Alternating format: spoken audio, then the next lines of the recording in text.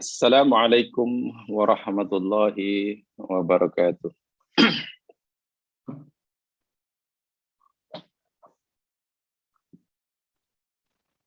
Innal hamdalillah nahmaduhu wa nasta'inuhu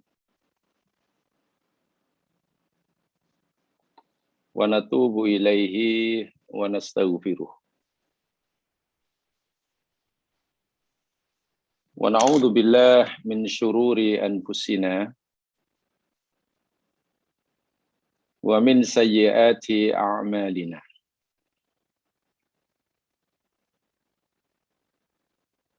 May yahdihillahu fala mudhillalah wa may yudlil fala hadiyalah.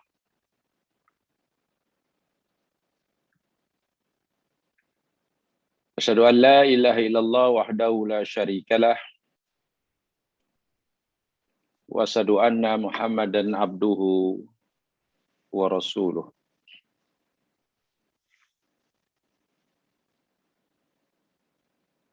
Allahumma salli ala Muhammad wa ala ali Muhammad kama sallaita ala Ibrahim wa ala ali Ibrahim wa barik ala Muhammad wa ala ali Muhammad kama barakta ala Ibrahim wa ala ali Ibrahim innaka Hamidum Majid. Bismillahilladzi la yadurru ma ismihi syai'un fil ardi wala fis sama' wa huwas samiul alim. Bismillahilladzi la yadurru ma ismihi syai'un fil ardi wala fis sama' wa huwas samiul alim. Bismillahilladzi la yadurru ma ismihi syai'un fil ardi wala fis sama' wa huwas samiul alim. Allahumma 'allimna ma yanfa'una wanfa'na ma 'allamtana warzuqna ilman walhamdulillahi ala kulli hal. Allahumma amin. Para pendengar muslimin muslimat yang dirahmati Allah sekalian.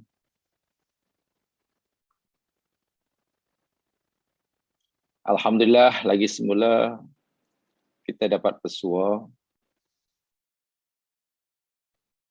untuk menyambung siri kajian kita, tadabbur kita Surah Yunus.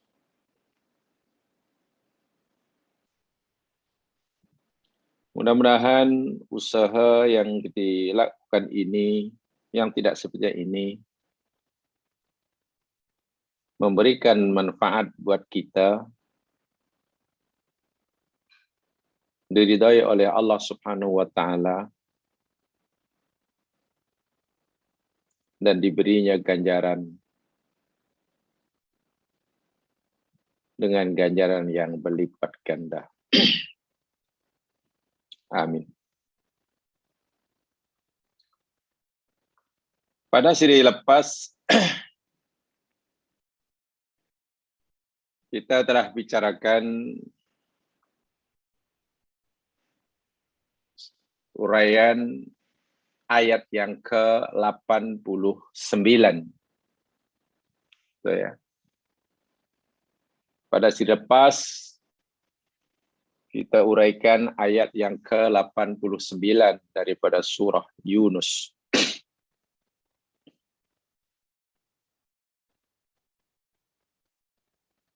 Paling tidak ada 3 poin di dalam ayat tersebut yang Allah sebagai respon Allah terhadap doa Nabi Musa dan Nabi Harun. Ulama berbeza sama ada Nabi Harun berdoa bersama, membaca doa sama, atau Nabi Harun hanya mengaminkan. Yang pasti kedua-duanya berdoa. Dalam ayat ke-89 ini ada 3. Respon Allah ada 3. 1, qad ujibat da'watukuma. Bahwa permohonan Musa alaihissalam dan Harun telah dikabulkan oleh Allah. Di situ gunakan fi'il madhi. Apalagi tambah pula dengan huruf qad. yakni huruf taukid. Masya Allah. Itu sangat kuat itu. Apa maksudnya telah dipelajari sama-sama pada siri yang lepas. Yang kedua, Allah perintahkan kepada Musa dan Harun untuk terus istiqamah, fastaqimah. Yang kedua, fastaqimah. Ya, berbagai pendapat yang diberikan oleh para ulama, apa yang dimaksudkan fastaqimah atau beristiqomahlah engkau berdua. Satu di antaranya, walaupun doa Nabi Musa telah diberitahukan oleh Allah, doa mereka berdua telah Nabi Musa dan Harun telah dikabulkan, Allah masih perintahkan Nabi Musa untuk terus istiqomah. Istiqomah dalam hal apa? Setengah mufasir berpendapat ay istiqamah ala da'wah wa risalah.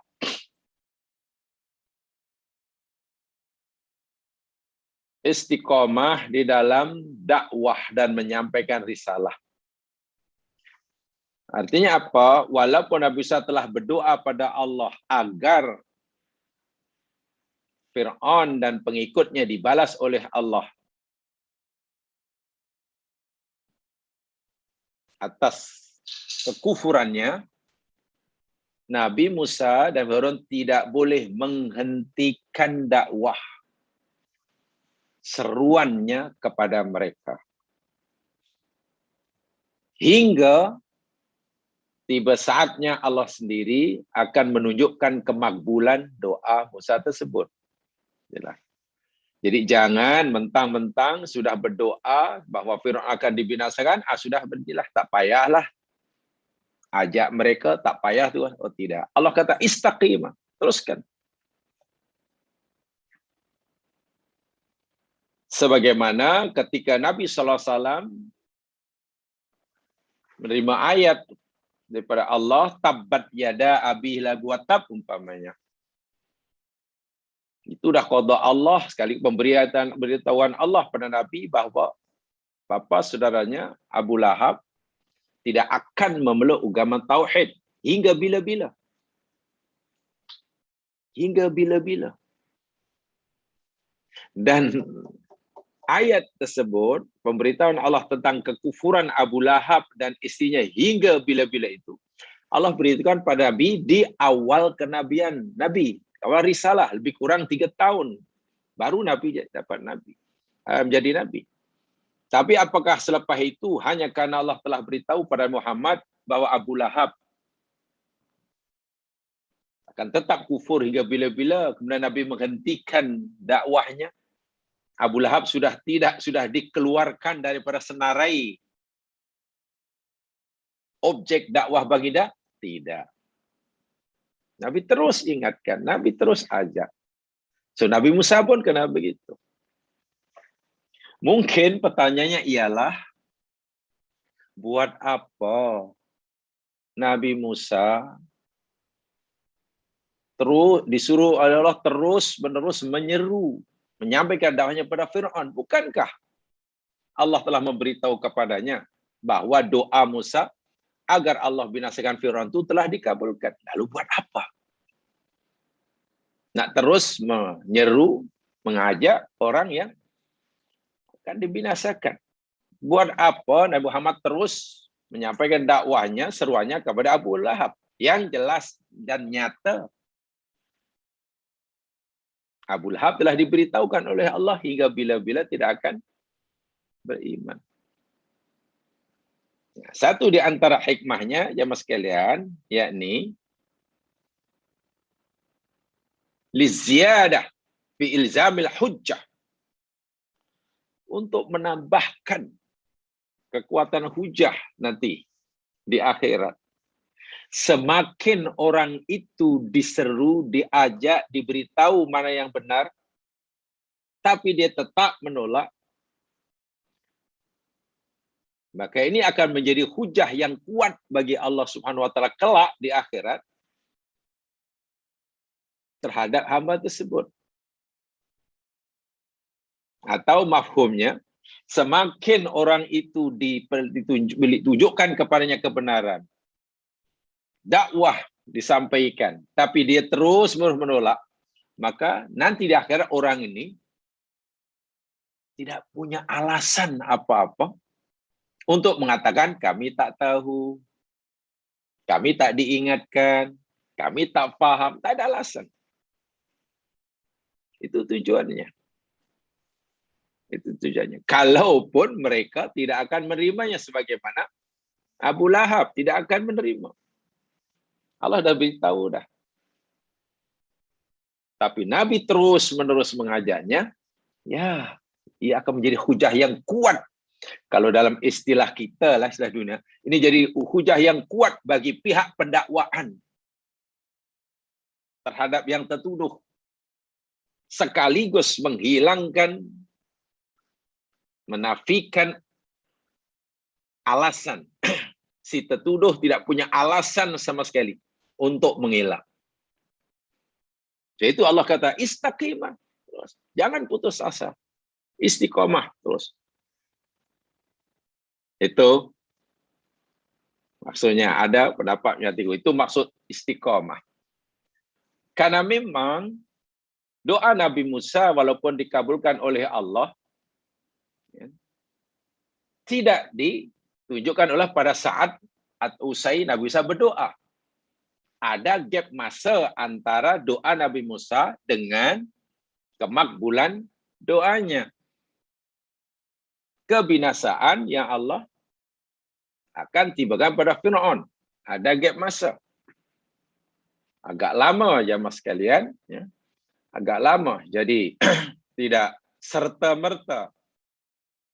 Bahkan Muhammad bin Ali bin Juraij, Fir'aun sempat waktu itu antara doa Nabi Musa dan kemakbulan doanya itu, kata Muhammad bin Ali dan Ibnu Juraij, lebih kurang 40 tahun. Masih lama itu. Masih 40. Bukan hari ini, malam hari ini Musa berdoa, esok kemudian Fir'aun ditenggelamkan. Bukan. Masih lama. Satu dari pendapatnya kan masih ada masa 40 tahun. Nah, selama 40 tahun itulah Allah kata, teruskan dakwahmu. Terus. Sebab sebagaimana yang telah kita pahami sama, bahkan semalam kita bicarakan panjang lebar, bahwasanya al-istijabah itu di tangan Allah, biyadillah. Bila, di mana, bagaimana, itu urusan Allah. Kita hanya mampu memohon dan tidak dilibatkan, tidak boleh campur tangan dalam menentukan bila agaknya, ya. Walaupun Allah telah berjanji akan kemakbulan doa, tapi Allah kabulkan fi waqtin ladzi yurid, pada waktu yang dia kehendaki, bukan pada waktu yang kita mahu. Itu satu. Ada yang memahami mana istiqomahlah kamu, istiqamah maknanya istiqomah fi du'a, tarkul istijal fi husulil maqsud. Istiqolah maknanya terus menerus mohon dan tidak tergesa-gesa. Meninggalkan sikap tergesa-gesa akan hasilnya. Bahasa mudah, teruskan doa kamu dan jangan kamu paksa aku, kata Allah, untuk segera melaksanakan kemakbulan doamu. Tarkul istijal fi husulil maksud, istilahnya. Sebab tadi katakan itu terserah Allah. Mau cepat, mau lambat, kita tidak perlu membebankan diri kita untuk ikut memikirkannya. Itu kedua. Dan yang ketiga dalam ayat ini Allah kata wala tattabi'ani sabilal jahilin. Bila ayat ini kita kaitkan dengan makna istaqimah, makna terakhir dari istaqimah tadi, makna jangan kamu berdua mengikuti jalan orang yang bodoh, ya karena al-jahilin, orang yang tak tahu dalam berdoa itu, alladzina yadhunnuna annahu mata kana du'a mujaban kana maksud hasilan fil hal. Salah satu daripada tanda kebodohan seseorang itu ialah dalam ayat inilah orang yang menyangka, orang yang mengira, bahkan orang yang yakin bahwasanya apabila doa itu dikabulkan, Allah beritahu kabulkan, maka Allah akan segerakan. Akan berlaku dengan segera. Itu sangkaan yang tak betul. Bila Allah kata, ya aku kabulkan, ini maknanya besok ini. Maknanya beberapa jam lagi ini. Beberapa hari lagi. Tidak. Sangkaan seperti itu ada sangkaan al-jahilun. Ini bila kalimat ajab al-jalil kita kaitkan dengan makna kedua dalam istaqimah tadi lah. Sebab farubama ajaballahu ta'ala du'a al-insan fi matlubihi. Sebab sering kali, acap kali, boleh jadi sebab Allah Subhanahu wa ta'ala telah mengkabulkan doa hambanya, menunaikan, memberikan apa yang diminta oleh hambanya, illa annahu wasilu ilahi fi waqtihil muqaddar. Tapi Allah Subhanahu wa ta'ala akan tunjukkan kemakbulan doa itu pada waktu yang dia tentukan.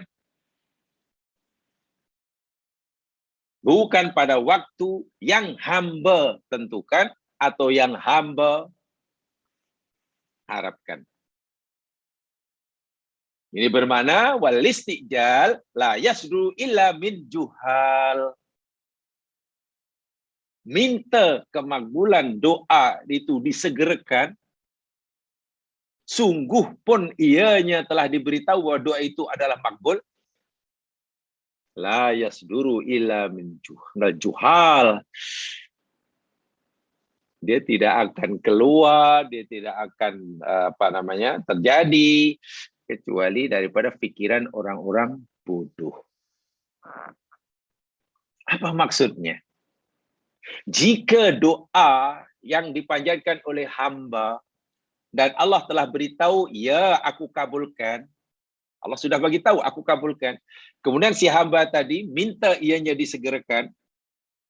Ya Allah, kami nak besok. Ya Allah, kami nak. Atau kita fikir seminggu lagi. Itu pun tanda kebodohan si hamba tersebut. Bagaimana jika hamba itu berdoa dan Allah pun tidak beritahu kepada yang doanya dikabulkan. Tapi hamba itu minta yang disegerakan. Coba. Saya ulangi ya. Jika seorang hamba berdoa pada Allah, lalu doanya Allah beritahu, ya aku kabulkan doa kamu.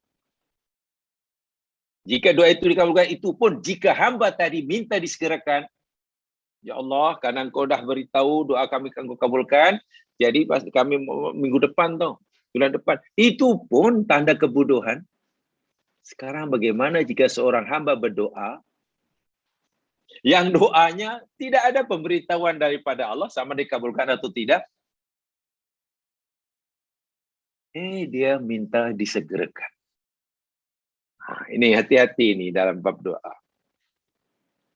Ini sangat penting, sangat penting. Jangan salah adab dalam berdoa. Jangan salah adab dalam berdoa. Ingat, nasihat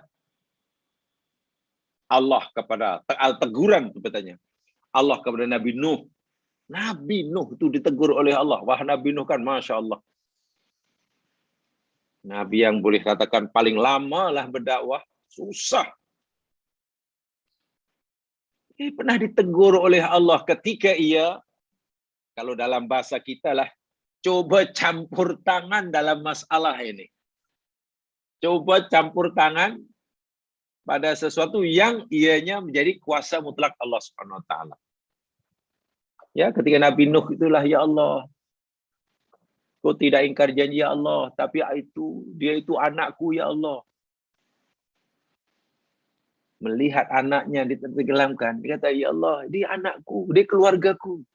Walau Allah dah beritahu bahwa tidak akan ada lagi yang akan beriman padanya, kecuali yang dah beriman. Semasa Allah beritahu begitu pada Nabi Nuh, anaknya tidak termasuk orang beriman. Maknanya anaknya akan dibinasakan. Kan sudah beritahu. Nabi Nuh sudah diberitahu oleh Allah bahwa anaknya itu nanti termasuk orang yang dibinasakan. Kan Nabi Nuh sudah berdoa agar Allah tidak biarkan seorang pun daripada orang kafir tinggal di bumi. Allah kabulkan. Ya, aku kabulkan. Tapi ingat, sudah tidak ada lagi yang akan beriman kecuali yang dah beriman. Tengok kanan, tengok kiri. Anaknya bukan termasuk yang beriman. Saat Allah memberitahu itu. Maknanya, Nabi Nuh sudah diberitahu anaknya akan dibinasakan. Setelah berlaku kemakbulan doa, anaknya termasuk yang dibinasakan. Nabi Nuh boleh, ya, bukan protes, ya, tidak mungkin Nabi protes pada Allah. Ya Allah, innahu min ahli. Dia itu keluargaku ya Allah. Tapi sungguh engkau ini maha bijaksana. Dia yakin Allah maha bijaksana. Tapi dia anakku ya Allah. Jadi ada semacam iskal. Iskal itu semacam keliru macam itulah. Macam mana nih? Aku kekasihnya. Dia anakku. Tapi dia dibinasakan. Takkan tak ada. Tapi Allah itu maha bijaksana. Dia tidak meragui keadilan Allah. Hanya iskal. Kan dia tidak boleh campur tangan. Bila Allah sudah ketetapan ini termasuk yang dibinasakan. Sudah, itu urusan Allah. Nabi Nuh coba campur tangan. Walaupun campur tangan Nabi Nuh waktu itu hanya berlapik lah. Sangat halus. Sangat halus. Apa nasihat Allah? Inni a'idzuka an takuna minal jahilin. Nuh, aku ingatkan, aku nasihatkan engkau. Jangan engkau menjadi termasuk orang-orang yang jahil. Keras sungguh. Keras sungguh. Nabi Nuh merasa bersalah lalu mohon ampun pada Allah. Inilah yang saya kata tadi. Ini bukan perkara remeh, ya. Salah anggap terhadap Allah dalam masa doa ini bukan perkara kecil. Nabi Nuh ditegur. Dan tegurannya sangat keras. Kalau dalam terjemahan bebas lah. Ini a'idzuka an takuna jahilin, kalau dalam terjemahan bebas ya. Nuh, jangan jadi orang bodoh. Yang kata itu Allah, bayangkan. Yang ditegur seorang nabi, kekasihnya. Mana mungkin teguran sekeras itu kecuali, tidak mungkin teguran sekeras itu kecuali yang ditegur adalah telah melakukan kesalahan yang besar menurut pandangan yang menegur. Siapa yang menegur? Allah. Siapa yang kena tegur? Nabi. So hati-hati itu. Hati-hati. So itu Nabi Musa diingatkan juga, kamu jangan kali ikut jalan berpikir orang-orang bodoh. Itu urusan aku. Ingat ya, ijabah itu hak Allah. Tentang waktunya, tampilan kita hanya suruh terus berdoa, sudah. Jangan campur tangan itu. Jangan campur tangan itu. Bahkan, menurut kajian yang lebih, bila doa itu dikabulkan pun oleh Allah Subhanahu Wa Taala, ya bukan kerana orang itu berhak mendapat kemakbulan doanya. Sebaliknya itu karena kasih sayang Allah. Bahkan ada yang menggunakan istilah itu. Orang yang doanya dikabulkan pun itu bukan mana hamba itu berhak. Kenapa katakan hamba itu tidak berhak? Ya, kalau hamba berhak maknanya Allah wajib. Kan? Hak itu namanya kan wajib. Kita ada hak, maknanya Allah ada kewajiban untuk memberi. Pertanyaannya, siapa yang mewajibkan Allah? Oh. Nah, jadi masalah lagi itu. Kita orang yang baik, kita berhak masuk surga. Kalau kita berhak masuk surga, mana Allah wajib memasukkan di dalam surga. Kan begitu? Jika Allah wajib atasnya masukkan surga, siapa yang mewajibkan Allah? Maknanya Allah tidak punya kebebasan yang mutlak. Itu dalam hadis ada, Quran ada. Masuk surga kerana rahmat Allah. Bukan pasal kita berhak. Orang mukmin dapat balasan di akhirat bukan pasal berhak, pasal Allah tidak ingkar janji. Jangan salah faham dalam fahaman yang ini. Nampaknya remeh, tapi ini sangat serius dalam masalah agama. Baik. Sekarang mari kita baca sambungannya. Ayat yang ke-90. Atau sempena hari Jumaat ingin ada siapa ingin mendapatkan keberkatan dari Jumaat, tolong bacakan untuk kita semua ayat yang ke-90. Mungkin ada di antara jemaah ingin membacakan, sila. Saya persilakan, satu ayat saja.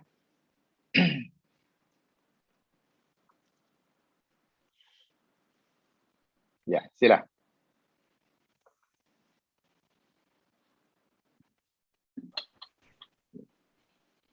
Saya belum minum, saya belum minum.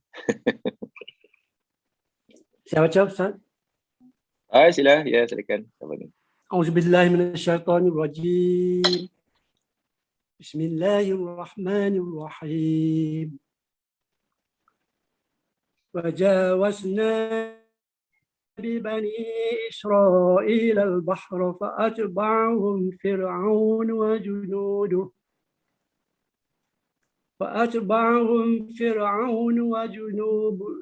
بغيا وعدوا حتى إذا أدركه الغرق قال آمنت أنه لا إله إلا الذي آمنت به وإسرائيل وأنا من المسلمين. Jazakallah khairan. Subhanallah. Masya Allah. Barakallah. Ini Pak Mat ke? Saya. Oh, Pak Mat. Suaranya kenal saya. Terima kasih. Wajawazna bi bani Israel. Jawaza ini jamaah sekalian, makna asal jawaza, jiwa itu makna qata'a sebenarnya. Jawaza ay qata'a. Makna asal. Jadi kalau jawazna al-bahra umpamanya. Jawazna an-nahra. Kami memotong sungai. Apa makna memotong sungai? Menyeberanglah. Menyeberang. Tuh, mujawazah itu makna asalnya ini qata'a. Wajawazna bi bani Israel al-bahra, dan kami telah seberangkan Bani Israel akan lautan. Jadi laut dipotong di dua sehingga boleh menyeberanginya. Fa'atba'ahum Fir'aun, lalu mengikuti mereka Bani Israel yang dibawa keluar oleh Musa daripada Mesir. Siapa yang mengikuti mereka? Fir'aun. Fir'aun seorang ke? Oh tidak. Wa junuduhu. Dan bala tenteranya. Kenapa Fir'aun begitu gairah, begitu semangat mengejar Musa, Bani Israel melalui jalan laut yang di luar kemampuan akal memikirkannya. Sedangkan Fir'aun yakin Musa ini ahli sihir ni, sebab itu boleh belah laut.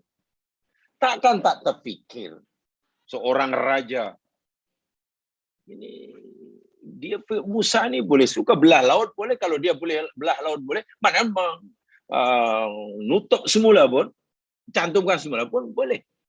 Kenapa begitu berani mempertaruhkan, memperjudikan nasibnya? Oh, sebabnya yakni Baghyan wa adwa, dua tu. Baghyan satu, adwan nomor dua. Subhanallah wa iyadzubillah tsumma na'udzubillah. Ya, karena sifatnya yang menderhaka, kezalimannya dan permusuhan. Hatta sehingga idza apabila adrokahu, adroka telah menemukan, telah mendapati hu akannya, ya Fir'aun, al-gharaku, tenggelam. Ini saya terjemahkan harfiah dulu ya. Sehingga ketika apabila telah mendapati akan Fir'aun oleh tenggelam, maknanya sudah dekat mati, lemah tenggelam lah. Qal, telah berkata ia Fir'aun. Dia kata apa? Ada 3 poin yang diucapkan oleh Fir'aun di sini. Satu, amantu,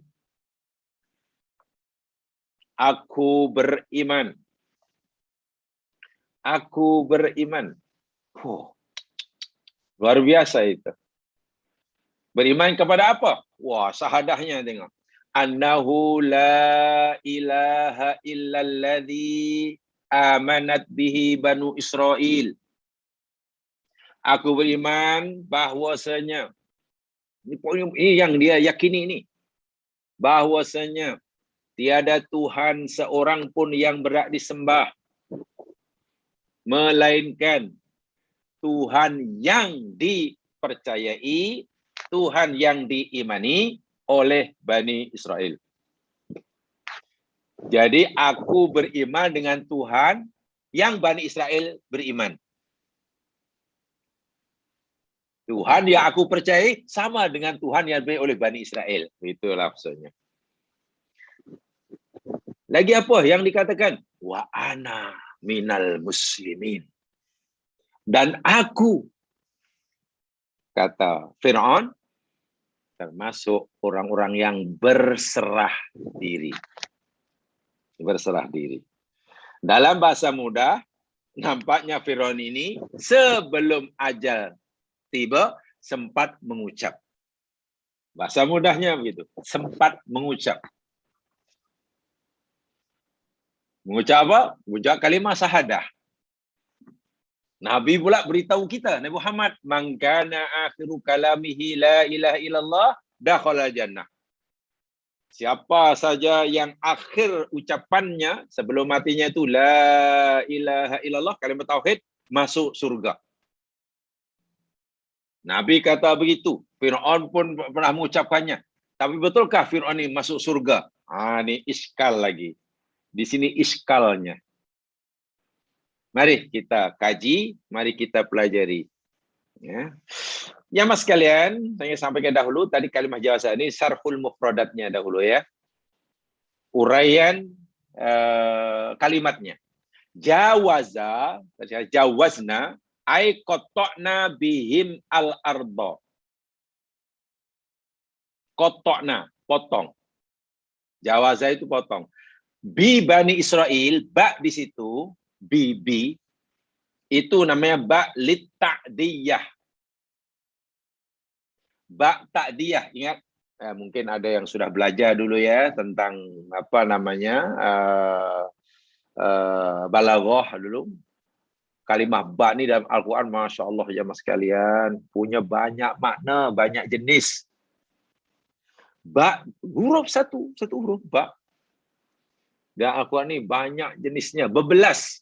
Kalau saya tidak dalam 14 ke berapa? makna ba, namanya dan sekaligus maknanya. Nah, ini namanya ba ta'diyah. Ba ta'diyah itu yakni ba yang fungsinya memuta'addikan fi'il lazim. Gitulah. Fi'il lazim. Fi'il ada dua, satu lazim, intransitif, kedua muta'addi, transitif. Jadi nak mengubah fi'il yang intransitif menjadi transitif, daripada fi'il yang tak melampau menjadi melampau, kata pendeta Zabah, ditambah dengan ba. Jadi ba itu fungsinya untuk memuta'adikan fi'il lazim. Sebab itu disebut ba ta'diyah. Nah, sehingga ternyata menyeberangkan jawaza. Tanpa ada ba, jawaza itu ya putus. Putus. Jadi apa ya? Lazim menjadi memutuskan, memotong, menyeberangkan. So Bani Israel apa namanya? Maf'ul bihnya. Ai aqta'nahum al-bahra. Maksudnya kami telah potong menjadi dua bahagian. Potong bahagian akan lautan. Ja'alnahum qati'ina bahra. Kami jadikan mereka itu. Kemudian kalimah atba'a yang kedua. Atba'a bermakna lahiqa. Ai tabi'a fadlu idza sara khalfahu fadrakahu. Atba'a maknanya menemukan, bukan hanya mengikuti. Orang yang mengikuti di belakang, bila kita lari, lalu orang mengejar di belakang, dan yang menjadi hampir dapat menangkap kita. Di sini makna adma'ah. Kalau kita pergi, katakanlah, dari KL ke Johor Bahru, pergi satu rombongan. Kemudian ada rombongan mengikuti kita, tapi jaraknya jauh, sehingga kita tengok belakang pun tak nampak. Tengok belakang, kata ikut, tapi tak nampak. Ya, karena kita sudah sampai Seremban, kawan baru nak bertolak. Mana nampak? Di situ tak boleh memakna atba'a di sini. Tak boleh. Tapi kalau kita pergi, lalu kawan tu mengikuti di belakang, dan kita yang di depan nampak mereka, oh tu di belakang tu. Oh dah hampir dekat dengan kita. Oh dah.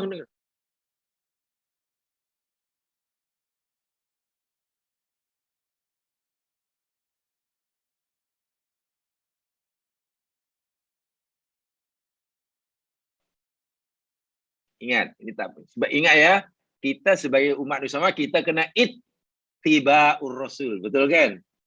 Ittiba'ur rasul. Jadi mengikuti seakan-akan kita nampak. Ini susahnya.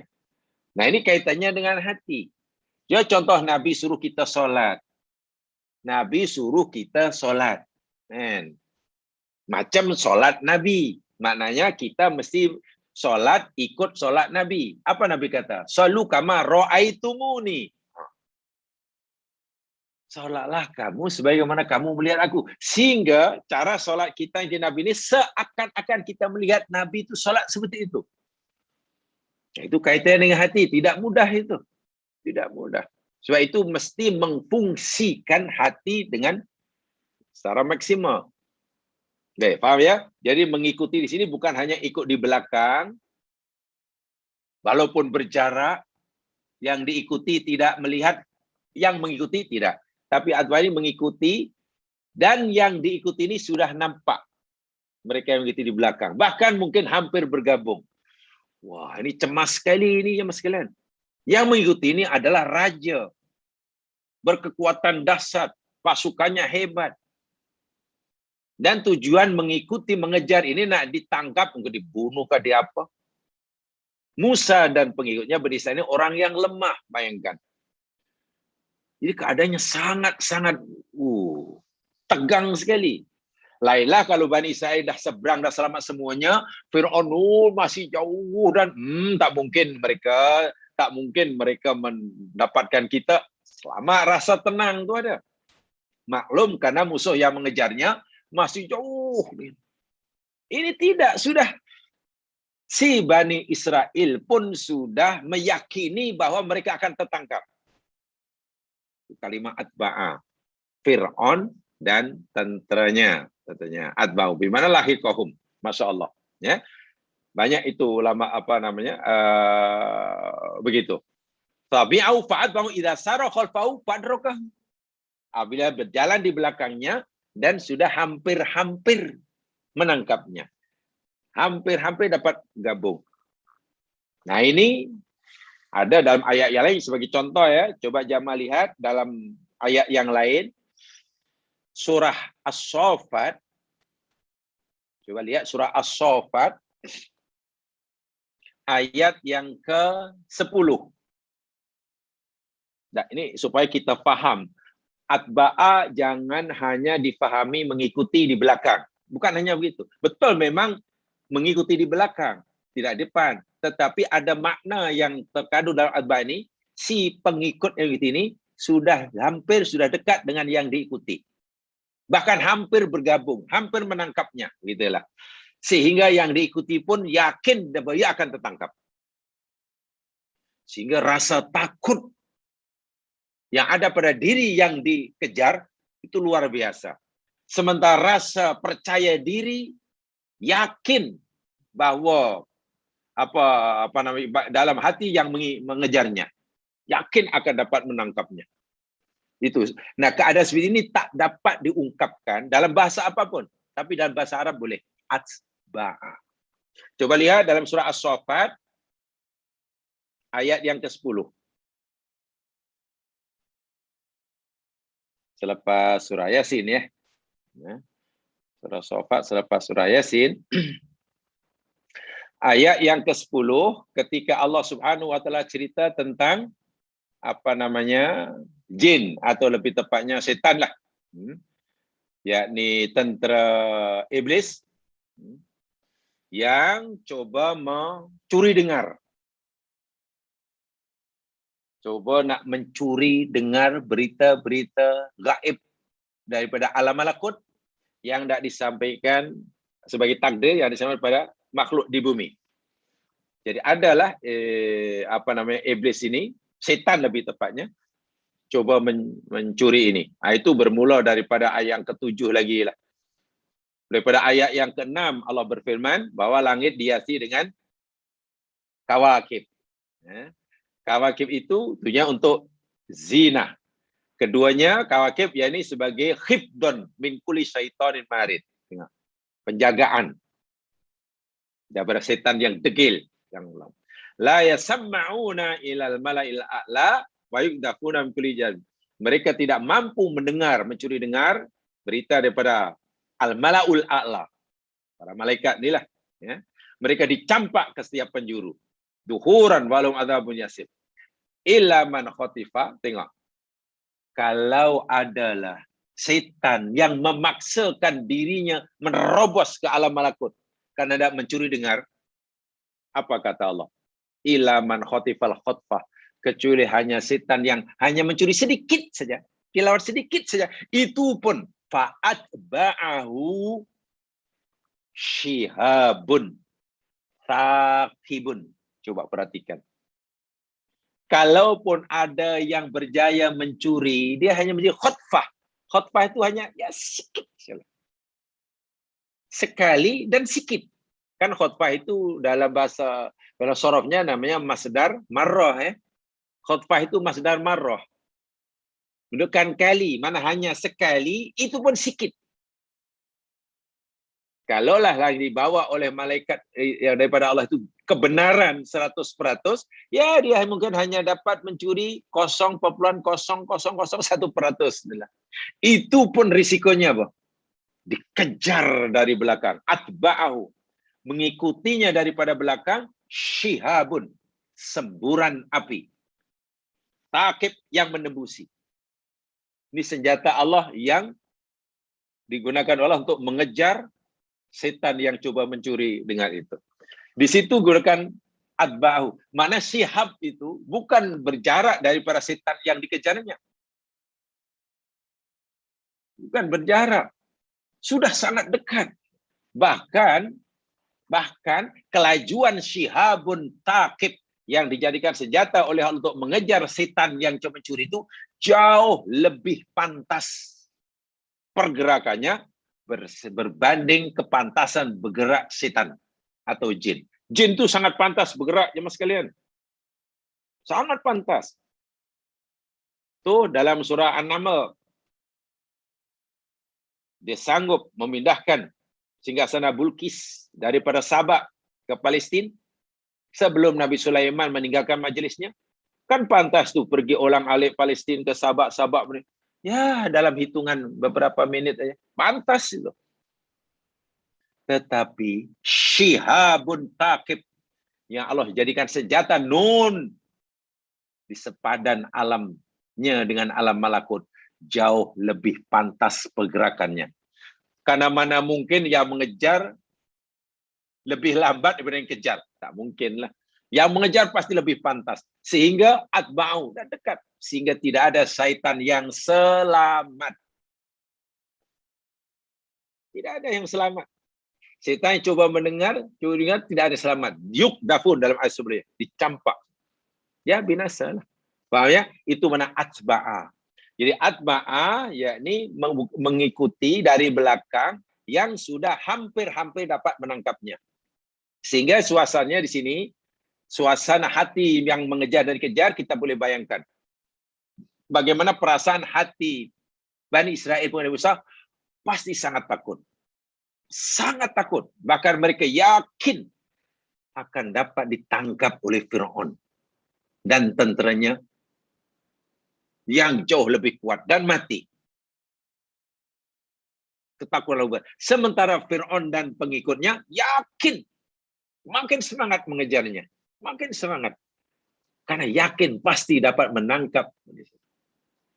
Itu mana atba'a, sudah dekat, sudah dekat. Kemudian yang berikutnya hatta idza adrakahul gharaq. Hatta ini jamaah sekalian, ada yang memahami hatta ini sebagai ibtidaiyatun li wuqu'i idza al-fujaiyah ba'daha. Hatta itu bermakna hatta ibtidaiyah. Ibtidah itu menunjukkan permulaan sesuatu peristiwa. Saya ulangi, hatta di sini hatta ibtidaiyah. Ibtidaiyah maksudnya kalimat hatta menunjukkan bermulanya sesuatu peristiwa. Li wuqu'i idza fujaya ba'daha, karena adanya idza fujaiyah selepasnya. Idza selepas hatta itu namanya idza fujaiyah. Idza fujaiyah. Itu makna pertama. Sehingga terjemahnya sebenarnya sehingga tiba-tiba. Begitu. Ini makna yang lebih tepat ya. Walaupun ada yang menerjemahkan sehingga apabila. Kalau apabila kan menunjukkan masa yang telah peristiwa yang terjadi peristiwa ini tiba-tiba. Sehingga tiba-tiba adrakahul gharaq. Saya ikut tafsir yang ini. Hatta itu ibtidaiyah menunjukkan bermulanya suatu peristiwa. Peristiwanya mana? Karena adanya idza. Idza itu idza fujaiyah. Jadi tiba-tiba. Artinya apa? Ketika Fir'aun dan tenteranya mengejar di belakang dan mereka yakin sekejap lagi. Ya, saya tak kata hitungan saat, tak tahulah berapa jam ke atau berapa hari atau berapa menit atau. Tapi ketika Fir'aun sudah yakin akan dapat berjaya menangkap Bani Israil dan akan dibunuhnya. Ketika Bani Israil dikejar, yakin akan tertangkap dan tidak akan selamat, gitulah. Dalam suasana yang seperti ini, yang satu penuh dengan ketakutan, yang mengejar penuh dengan keyakinan. Saat itu tiba-tiba adrakahul gharaq. lautan yang terbelah, yang sebenarnya menjadi laluan, highway yang selesa, tiba-tiba cantum dengan sangat pantas, dan Fir'aun pun tiba-tiba sudah berada di ambang kematiannya karena mati lemas. Maknanya peristiwa itu, peristiwa terkatupnya semula tercantumnya semula lautan dan tenggelamnya Fir'aun itu sangat pantas. Begini ya, contoh ya saya jelaskan. Bayangkan, tak menakutkan macam mana jamaah sekalian. Ketika seseorang yakin akan menang, akan berjaya dalam usahanya. Fir'aun kan cukup yakin waktu itu. Lapang, ini tak ada masalah nih, aku kejar tak ada masalah. Tiba-tiba sekarang sudah aja di depan matanya. Sangat pantas. Jadi bukan berproses panjang, bukan mula-mula dah ulama tutup sikit-sikit, lalu Fir'aun sempat berenang sikit-sikit, lalu mengeluh sini, sempat ni, masih ada keinginan, tak apalah. Walaupun sudah kata kita masih, tak. Sangat pantas. Diistilahkan dengan kalimat idza. Tiba-tiba. Luar biasa. Ketika seseorang dalam keadaan gembira, seronok, senang, idza. Tiba-tiba ajal menjemputnya. Coba. Tak terkejut macam mana. Ketika seseorang yakin umurnya masih panjang, tiba-tiba malakul maut di depannya. Macam mana tu takutnya. Ketika orang fikir, dia masih terus kaya raya, harta yang tidak akan habis, 7 keturunan. Itu keyakinannya. Boleh untuk hidup selesa 7 keturunan. Keyakinannya tiba-tiba lingkup sekelip mata. Karena tiba-tiba berlaku tsunami umpamanya. Hari ini kaya raya, esok kehilangan segala-galanya. Coba. Bukankah itu siksa? Jadi siksa yang Allah timbulkan pada Fir'aun bukan hanya mati tenggelam di alam barzah di akhirat. Sebelum datangnya siksa, itu pun sudah tersiksa. Ketika seorang masih yakin bahwa kekuasaan di tangannya masih lama lagi. Dia yakin dia akan kuasaan masih lama lagi. Oh, sebulan lagi, setahun lagi, masih lama nih. Tiba-tiba jatuh sekelip mata. Bayangkan. Itulah, ini merupakan kedahsyatan azab Allah. Azab Allah pada mereka. Jadi bila itu tiba itu hatta. Jadi hatta itu ibtidaiyah. Hatta itu ibtidaiyah. Bermulanya kecemasan yang dahsyat tadi. Kenapa? Karena sebelumnya dia langsung tidak cemas. Cemas macam mana? Gembira adalah, yakin adalah, kan sudah hampir mengejar Bani Israel. Dalam perjalanan mengejar daripada pantai sebelah sana hingga tebing pantai sebenarnya tak ada masalah. Apalagi sudah dekat, hampir menangkapnya. Tiba-tiba antara kesenangan, keyakinan yang menggunung dengan keputusasaan, kan suatu keadaan yang bertolak belakang.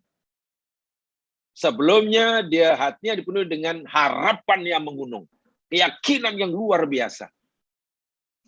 Hanya dibatasi dengan dinding yang sangat nipis, sesaat bertukar menjadi cemas, putus asa, dan ketakutan. Itu si Fir'aun.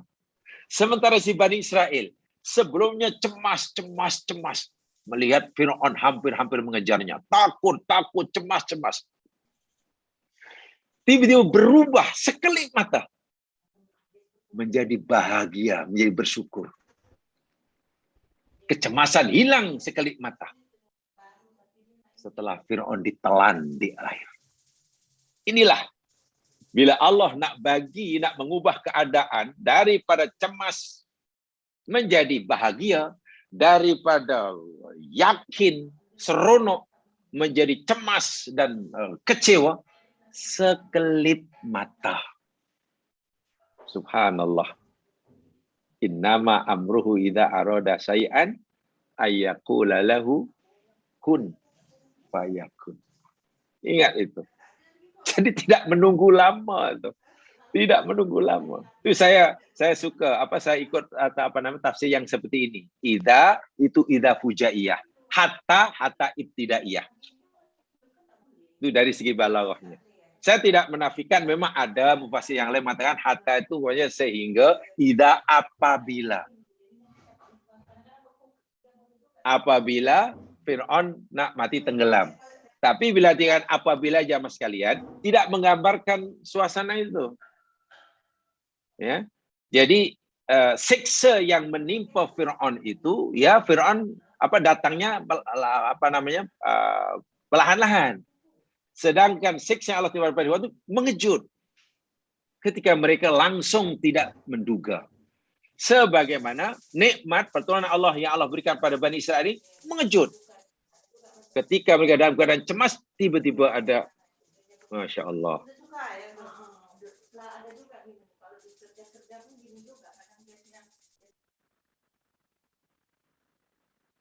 Ya, gitu ya. Baik, itu hatta dan idza. Saya ikuti yang itu. Saya tidak menafikan ada tafsir yang lain ya. Yang lain. Sebagai idza, sebab ini jamaah sekalian, kalau kita mau hayati betul-betul, idza dalam ayat itu, idza adrakahu, kita artikan idza fujaiyah. Idza fujaiyah, terjemahnya tiba-tiba. Dengan idza, yakni isim zorof. Isim zorof zaman mustaqbal. Ya. Itu pengertiannya lain gitu lah. Kalau idza itu isim zorof yang mustaqbal, maknanya Allah menciptakan sesuatu peristiwa yang akan berlaku. Akan berlaku masa itulah, bukan sekarang. Sekarang kan sudah berlaku, Fir'aun di tengah itu sudah berlaku. Tapi semasa Allah, masa itu benar belum berlaku. Idza itu akan. Itu bila idza diartikan isim dzaraf zaman mustaqbal. Terjemahnya apabila.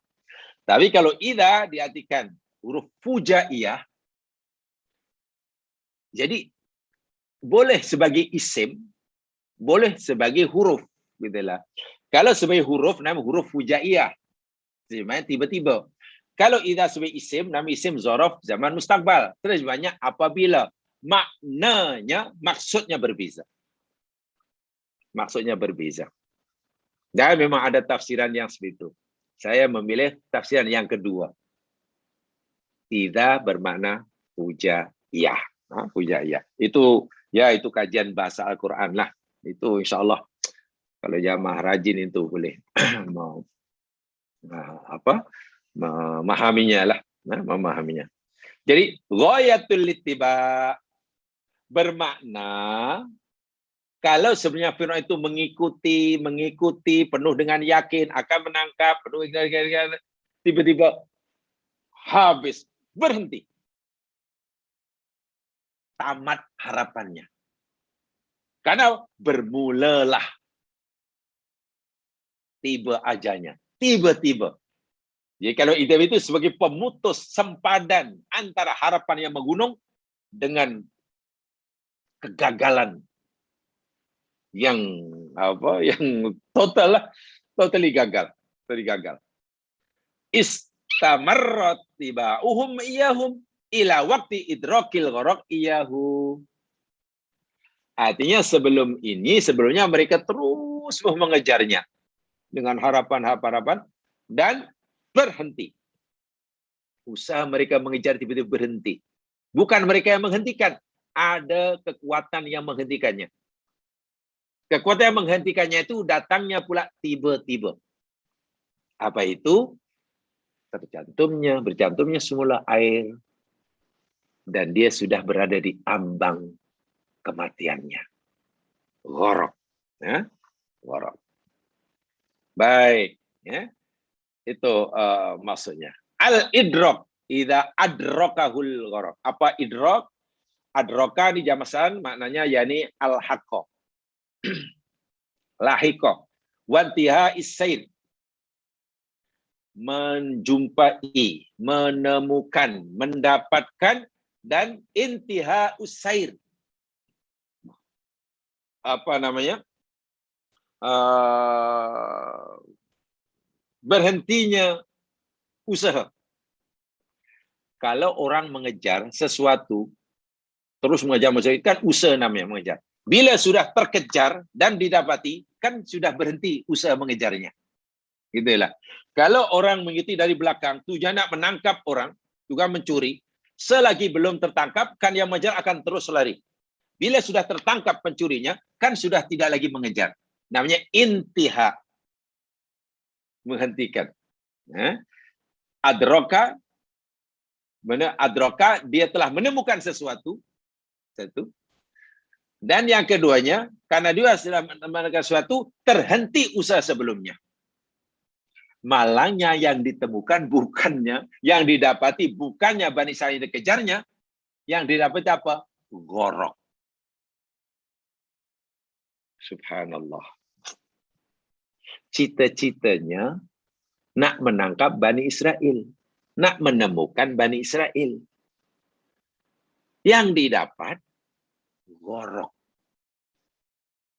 Masya Allah. Tak terbayang dalam fikiran Fir'aun, bahkan mungkin juga tidak terbayang dalam fikiran Bani Israel waktu itu. Karena sekarang sudah menemukan gorok, atau gorok telah menemuinya, gitu lebih tepatnya.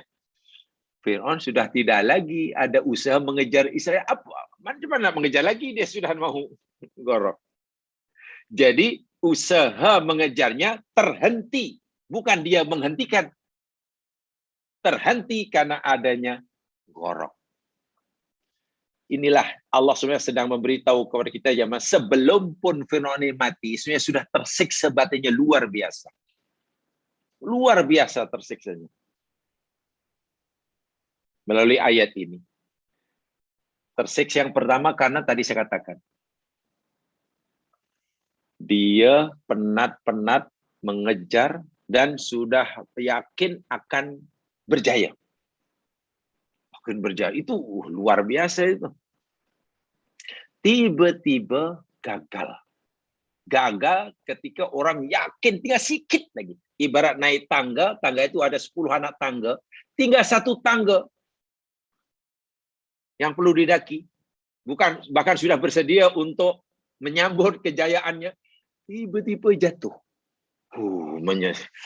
Sakitnya luar biasa. Kalau jatuh, baru memanjat anak tangga pertama, itu sakit tapi tak seberapa.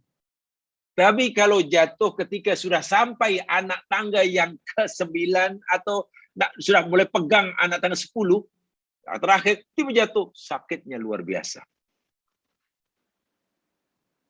Kan begitu ya, ini kaitannya dengan hati yang contohlah, ini contohlah. Katalah ada orang jatuh, hilang kuasa. Sakit, hilang kuasa itu sakit ya mas sekalian. Tapi kalau setakat hilang kuasa dan kuasa yang dipanggil hanya setakat kuasa sebagai ketua kampung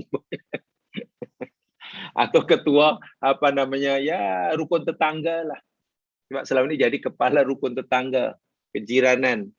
Ya, atau mungkin sebagai pengerusi persatuan. Tak apalah. Sedih juga karena itu cita-cita dia. Selama ini saya ada kuasa sebagai ketua persatuan. Sakit, tapi tak seberapa sebab dia hanya kehilangan kuasa yang sedikit. Coba kalau orang kehilangan kuasa yang besar. Dan hilangnya itu pula tiba-tiba. Ketika ia masih yakin kuasanya akan lama. Macam mana sakitnya? Luar biasa itu, tersiksa batin luar biasa. Nah ini yang dialami oleh Fir'aun. Yang dialami oleh Fir'aun. Yang dikehendaki lain, yang dapat lain. Yang tidak ditangkap Bani Israel, belum sempat tertangkap gagal, malah dia pula ditangkap oleh Gorok. Adrokahul Gorok. Ingat ya, Gorok di situ yang masih menjadi fa'il.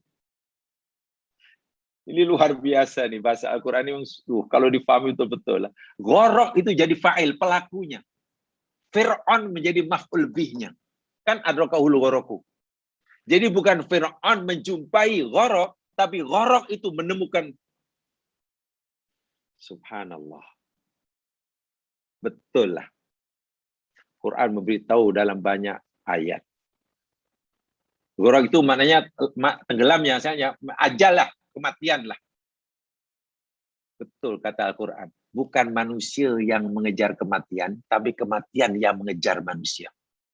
Dalam surah Al-Jumu'ah ada. Kematian yang kamu sentiasa melarikan diri daripadanya, fa'innahu mulaqikum, mati itu akan menemui kamu. Ya.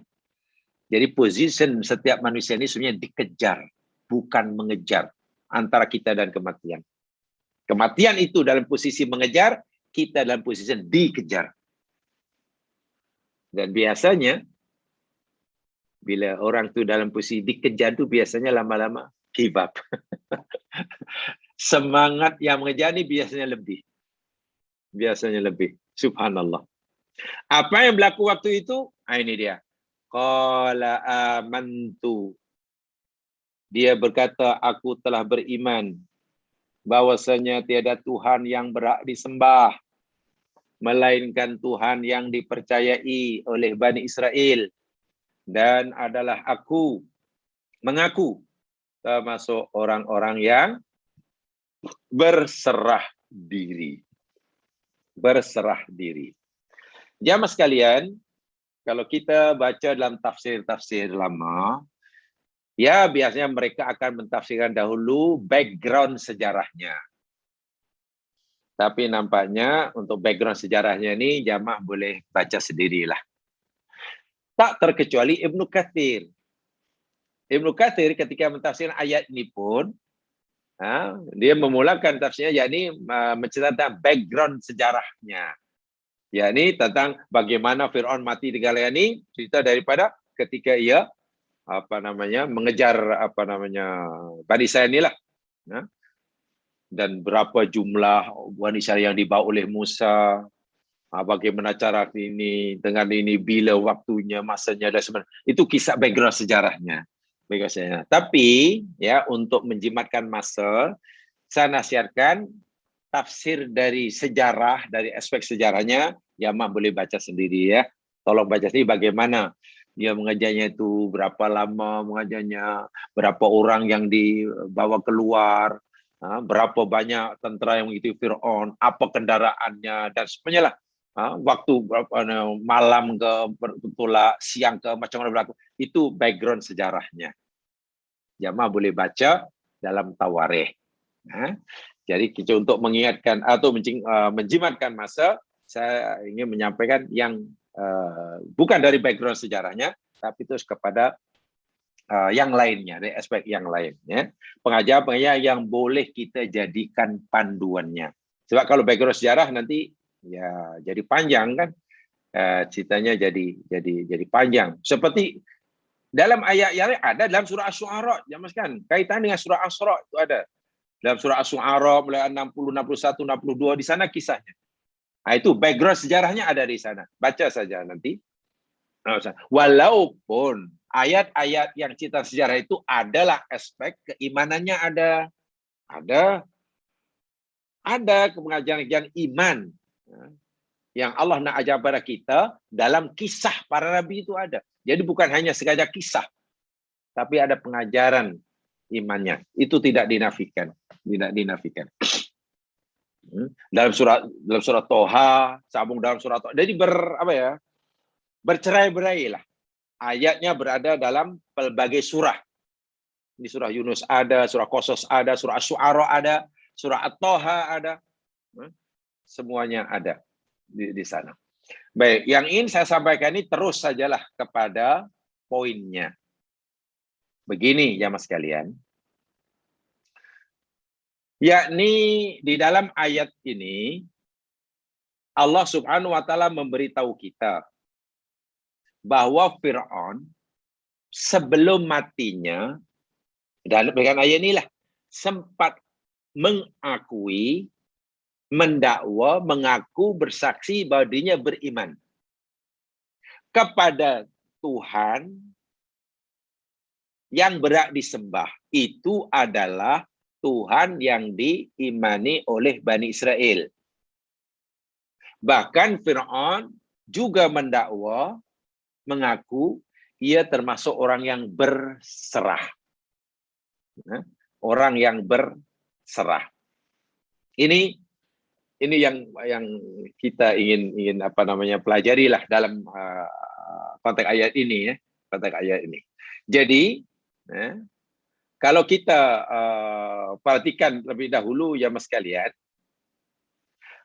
al-insan idza waqa'a fil gharaq, pertama, al-insan idza waqa'a fil gharaq la yumkinhu ayatalaffadha bihadzal lafzi. Menurut sunatullah, dari segi zahirlah, bila seseorang itu tenggelam, mati, tenggelam, lemas dalam air, itu tidak mungkinlah ia mengucapkan kalimat. Macam mana mati tenggelam? Kalau badan yang tenggelam, tapi kepala itu belum tenggelam. Gharaq itu jamaah sekalian, orang itu tenggelam hingga tak nampak. Kalau kepala masih nampak, itu belum gharaq namanya. Gharaq itu betul-betul orang menyelam, macam menyelam. So bagaimana mungkin orang yang sudah tenggelam dalam air, tak ada satu anggota pun yang berada di permukaan air mengucapkan kalimat. Apa yang boleh ucapkan? Kalau dia buka mulut kan nanti masuk air. So bagaimana ia melafazkan amantu annahu la ilaha illalladzi amanat bihi banu Israil wa ana minal muslimin. Bagaimana mungkin ia melafazkan itu? Dia tenggelam. Bagaimana maksudnya? Baik, ini pertama yang kita nak jawab ya. Jawabannya begini ya Mas Silan. Ada dua kemungkinan, dua jawaban yang diberikan oleh ulama tafsir. Balik tidak yang diberikan oleh Fakhruddin Ar-Razi dalam tafsirnya Mafatihul Ghaib. Menurut pendapat beliau, annal kalamal haqiqiyya huwa kalamun nafsi. Kalau bertanya bagaimana mungkin orang yang tenggelam dalam air, seluruh tubuh badannya masih boleh mengucapkan, melafazkan amantu annahu la ilaha illalladzi amanat bi bani Israil wa ana muslim. Itu ya. Jawabannya satu. Annal kalamal haqiqi huwa kalamun nafsi, la kalamul lisan. Ucapan yang sebenar, ya Mas Ilan, kalam yang hakiki, yang sebenar-benarnya, yang dinilai oleh Allah Subhanahu wa taala itu adalah kalamun nafsi, ucapan hati, jiwa, bukan ucapan lidah. Bukan ucapan lidah. Ini mana Fir'aun waktu itu mengucapkannya dalam hatinya, jiwanya. Kan dia belum mati. Hanya badannya saja masih terbenam. Memanglah mungkin dalam beberapa saat kemudian akan mati. Tahan berapa lama orang boleh hidup ketika sudah tenggelam dalam air? Kan hanya dalam hitungan saat. Tapi dicakap dalam hati. Bukan di mulut, bukan aman Tuhan. Hatinya saja. Dan itu yang dimaksudkan. Ini yang pertama. Al-kalamul hakiki, ucapan yang sebenar yang dinilai itu apa yang dalam hati, bukan yang di mulut. Contoh buktinya, orang munafik dia bersyahadah, asyhadu alla ilaha illallah wa asyhadu anna Muhammadar Rasulullah. Kita yang mendengar, Muslim lah, ya Muslim. Mukmin lah, mukmin. Wajib kita memperlakukannya sebagai orang mukmin. Tetapi, adakah betul orang itu pun diiktiraf oleh sebagai hambanya mukmin Muslim? Belum tentu. Sebab Allah melihat hatinya. Oh, rupa-rupanya hambaku ini mengucapkan hanya pura-pura. Hatinya tetap menolak aku. Sebab itu orang munafik oleh Allah diperlakukan sebagai orang kafir, sahadahnya tidak berguna, campak dalam neraka kekal abadi, bahkan berada di lapisan paling bawah. Karena yang dinilai oleh Allah, yang berkira Allah, nih apa yang dalam hatinya. bukan mulutnya. Kita manusia di dunia, kita berpegang pada yang di luarnya. Yaitu orang munafik semasa hayatnya, pada zaman Nabi sekalipun, diperlakukan sebagai orang Muslim. Ya, diperlakukan sebagai orang Muslim. Maksudnya apa? Bila bagi salam, jawab. Bila jumpa mereka, bagi salam tak masalah. Ya, dikasih orang Muslim. Bila mereka bertanya, jawab. Bila mereka menjemput, datang. Bila mereka diperlakukan sebagai orang Muslim. Bila mereka menyembelih binatang, halal. Sebab kita hanya berhukum pada yang zahir. Nahnu nahkumu bizawahir, wallahu yatawalas sarair. Tapi adakah hanya karena kita memperlakukan mereka seorang mukmin, Allah pun juga memperlakukan sebagai orang mukmin? Tidak. Hati. Itu al-kalamul hakiki. Dalam hati. Solat, Allahu Akbar, bagus. Apakah Allah nilai dia orang yang solat? Ya, kalau kita tanya, adakah dia orang yang solat? Ya, dia solat rajin dah. Tengok, tak pernah tinggal. Kita. Dan memang itu pengetahuan yang Allah berikan kepada kita, hanya mampu melihat yang zahir. Membuat penilaian berikan zahir. Tapi adakah Allah juga menilai begitu? Tidak. Allah kata, fawailul lil musallin. Alladzina hum an salatihim sahun. Alladzina hum yura'un. Kalau dia riak, apa ada nilainya? Apa ada nilai salat bagi orang yang riak? Tidak ada nilainya. Kenapa tiba-tiba amalan zahir yang begitu banyak dan hebat tidak ada nilai? Ya, karena bercanggah dengan apa yang ada dalam hatinya. Ini maksud al-kalamul hakiki huwa kalamun nafsi. Jadi dalam ayat ini, menurut pendapat pertama, Fir'aun itu mengucapkannya dalam hati. Sebab tidak mungkin dengan lidah. Maklum tubuh padanya sudah tenggelam dalam air. Yang jika dilafazkan bunyi dia, amantu annahu la ilaha illa. Subhanallah. Faham ya? Betul. Yang kedua, ayyakunal murad minal gharaq muqaddamatihi. Yang dimaksudkan dengan gharaq dalam ayat ini, tenggelam, terbenamnya orang dalam air sehingga tak nampaklah sedikit pun anggota tubuhnya. Itu bukan maksudnya gharaq itu, tapi muqaddamah, yakni mula. Ketika mula hendak dalam proses. Kan orang tenggelam, jadi katalah air lah yang menenggelam orang kan sikit-sikit. Sikit-sikit daripada kaki ke atas. Nah, ketika ia dalam proses nak tenggelam, itulah dia mengucapkan. Mengucapkannya apa? Dengan lidah. So, ada dua kemungkinan. Bagaimana Fir'aun mengucapkannya? Kemungkinan yang pertama, kalaulah gharaq itu maknanya memberi maksud dia sudah tenggelam sepenuhnya, maknanya mengucapnya dalam hati. Mungkin hanya ada beberapa saat sebelum malakul maut mencabut nyawanya. Jawaban yang kedua, dan ini bukan apa namanya tak mungkin. Sebab kalimat al-gharaq dalam ayat ini boleh jadi bukan gharaqnya tapi muqaddam. Permulaan mula dia nak tenggelam. Kan orang tenggelam ibarat katalah banjir zaman sekalian. Banjir yang makin naik.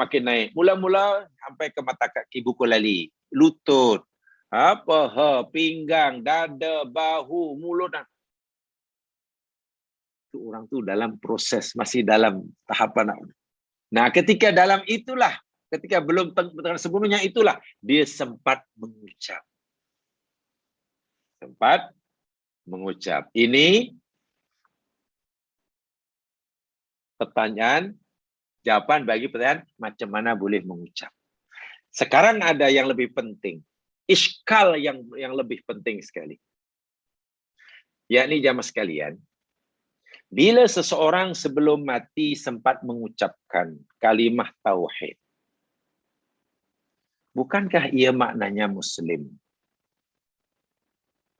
Bukankah ia nanti masuk surga?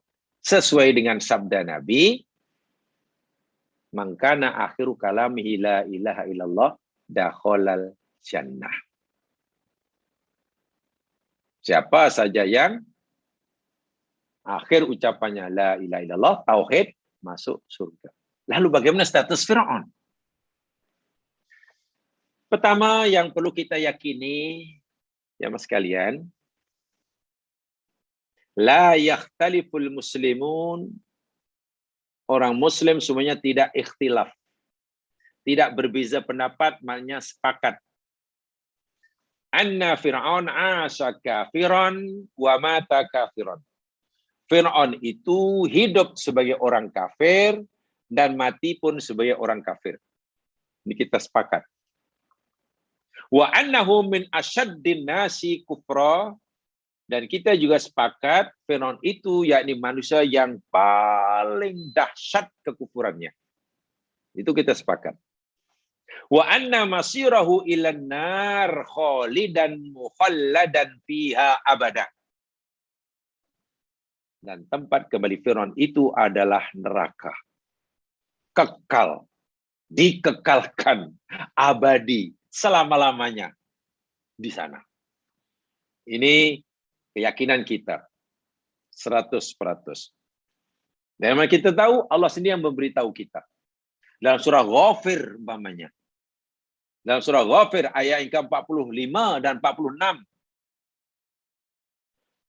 Ghafir 45-46 Allah berfirman, wa haqa bi ali fir'aun su'ul adab, dan telah menimpa Fir'aun dan pengikutnya seburuk-buruk siksa. Di dunia disiksa, di akhirat disiksa, dalam alam penungguan, penantian, yakni alam kubur pun disiksa. Di alam kubur bagaimana nasib Fir'aun sekarang? An-naru yu'raduna 'alaiha huduwan wa 'ashiyan. Itu ayat yang ke-46 surah Ghafir. Neraka diperlihatkan. Mereka dihadapkan kepada neraka. Fir'aun dan pengikutnya itulah. Pagi dan petang. Di alam barzah. Belum masuk neraka. Tapi neraka sentiasa. Mereka sentiasa berhadapan dengan bayangkan dong. Belum masuk neraka, tapi sentiasa diperlihatkan neraka di hadapannya. Siksanya luar biasa. Wa yauma taqumus sa'ah, dan pada hari berlakunya kiamat kelak. Allah berfirman pada malaikat, adkhilu ala fir'auna asyaddal adab. Masukkan oleh kamu keluarga pengikut Fir'aun itu dalam sedasat-dasat siksa. Ini keyakinan kita. Ya, keyakinan kita. Masalahnya, kalau itu keyakinan, Fir'aun sudah mengucap, telah mengucap sebelum matinya. Tapi kenapa ditolak? Bila Allah beritahu kita bahwa Fir'aun itu yakni mati kafir, disiksa, maknanya sahadahnya ditolak.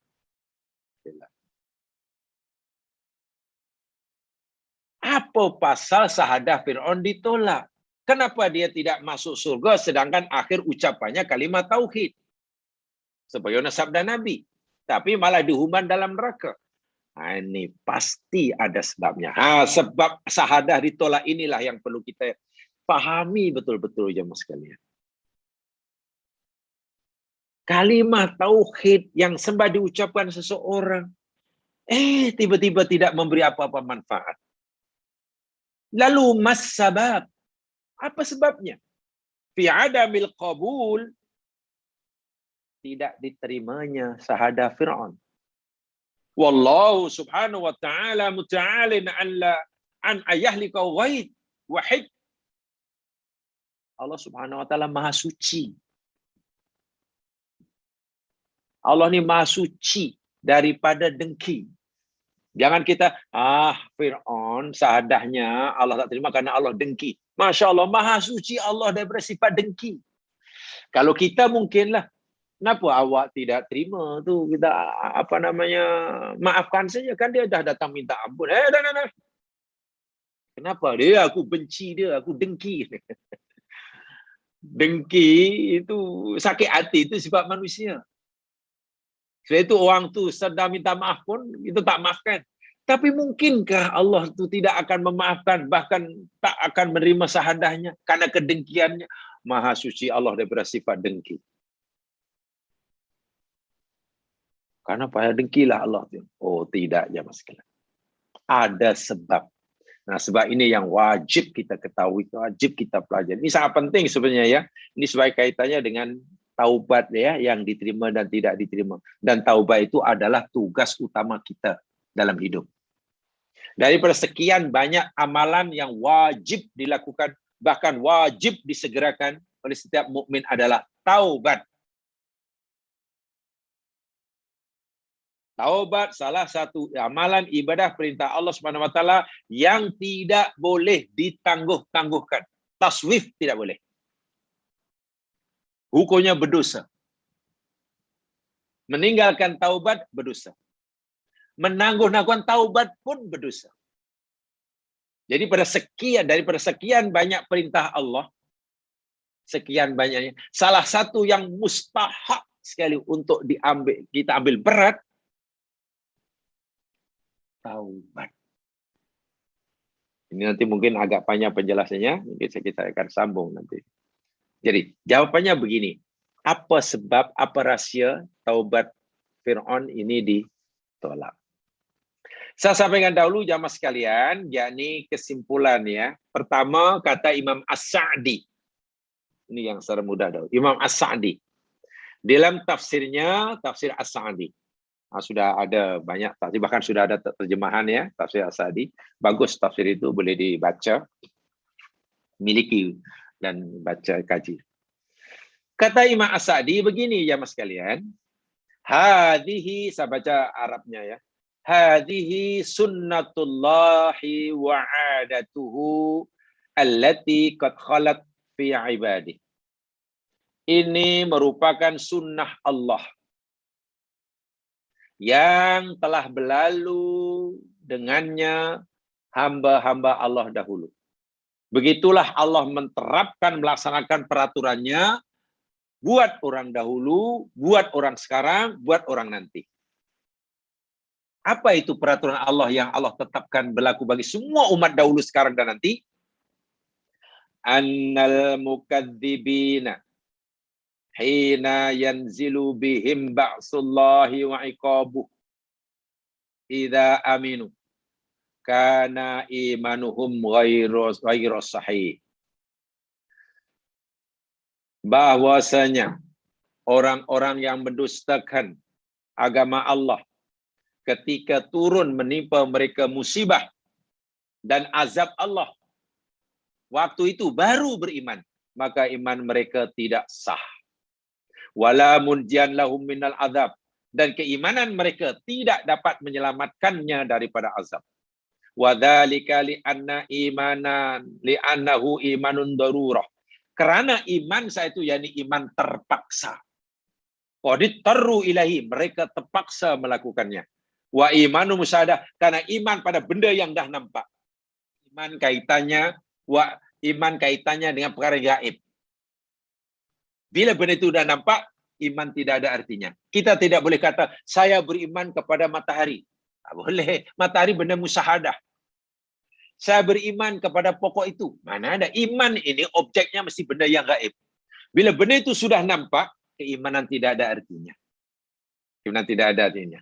Azab kubur sudah nampak, akhirat sudah nampak, baru kami beriman. Ya, sia-sialah.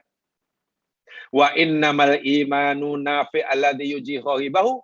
Sesungguhnya iman yang bermanfaat, yang boleh menyelamatkan manusia itu, huwal imanul ikhtiyari. yakni iman pilihan, bukan iman terpaksa.